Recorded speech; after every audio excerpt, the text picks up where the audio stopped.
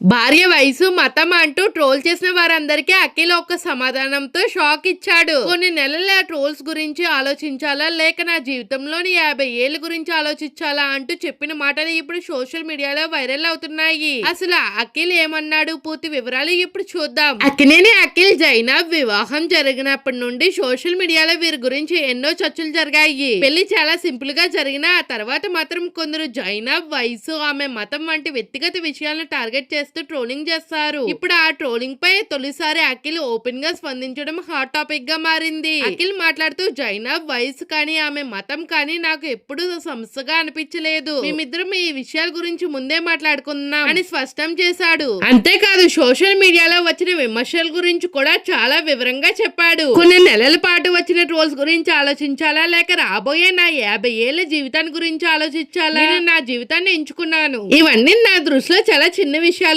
అంటూ చెప్పిన మాటలు ప్రస్తుతం నెట్టింట వైరల్ అవుతున్నాయి. పెళ్లి తర్వాత ఇలాంటి నెగిటివ్ పోస్టులు వస్తాయని ముందే జైనబ్ కు చెప్పానని, వాటిని ఎదుర్కొనేందుకు మానసికంగా సిద్ధంగా ఉండమని కూడా చెప్పానని అఖిల్ వెల్లడించారు. ఆ మాటలు జైనబ్ కూడా ఎంతో బాగా అర్థం చేసుకుందని, తమపై వచ్చి ప్రతి ట్రోలింగ్స్ ని కూడా ఒక దీవెనలా స్వీకరించిందని తెలిపాడు. ఇంకా అఖిల్ చెప్పిన మరో విషయం అందరి మనసుని తాకుతుంది. తన జీవితంలో మానసికంగా శారీరకంగా చాలా కష్టమైన పరిస్థితిలో ఉన్నప్పుడు జైనబ్ తనకు అండగా నిలిచిందని, అదే తమ బంధాన్ని మరింత బలపరిచిందని చెప్పాడు. సోషల్ మీడియాలో వచ్చే ట్రోలింగ్స్ ని నేను ఆపలేను, కానీ వాటిని ఎలా స్వీకరించాలి అనేది మన చేతుల్లోనే ఉంటుంది. ఈ విషయంలో జైనబ్ ఎంతో బాగా చూపించింది అంటూ తన భార్యపై ప్రశంసలు కురిపించాడు. చివరిగా కులం, మతం, వయసు, ప్రేమ ఈ వన్నాటి కంటే ఇద్దరి మధ్య ఉండే అవగాహన, నమ్మకం, ఒకరిపై ఒకరికి ఉండే గౌరవం నిజమైన బంధాన్ని నిలబెడుతుందని అఖిల్ చెప్పిన సందేహం ఇప్పుడు అభిమానుల నుండి ప్రశంసలు కురిపిస్తుంది. మరి అఖిల్ చెప్పిన